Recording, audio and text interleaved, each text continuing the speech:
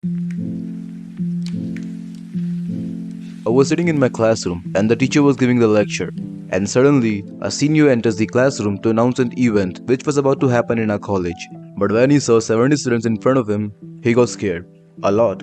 His hands and legs were shivering. He was not able to speak properly. His eyes were flickering too much like a camera. There was no eye contact. The whole class was waiting for him to finish. Then suddenly, he ends up finishing only half of the script.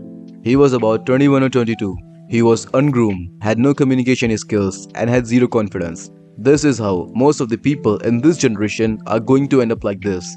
If you made this mistake at the age of 15, 16, 17, 18, or even 19, then it was tolerable. But now, it's not.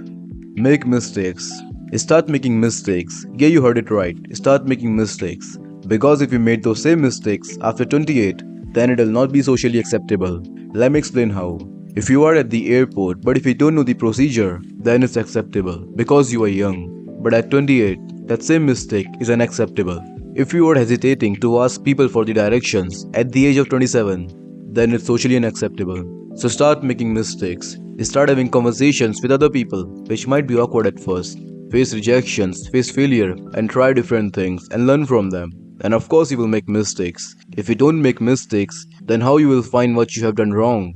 And when you try to learn those things at the age of 30, then it will be way more difficult than now. Because of ego, you'll be seeing 17-18-year-olds doing better than you. You will be skinny, ungroomed, and broke with zero social skills at the age of 30. And they will be chats at 25. Then ego will not let you learn because ego is the enemy. Let's consider any skill. This skill should be learned from the young age, but you didn't learn it. Then, at the age of 30, you try to learn it from the very beginning. While learning that skill at level 0, you'll be seeing people younger than you at higher level.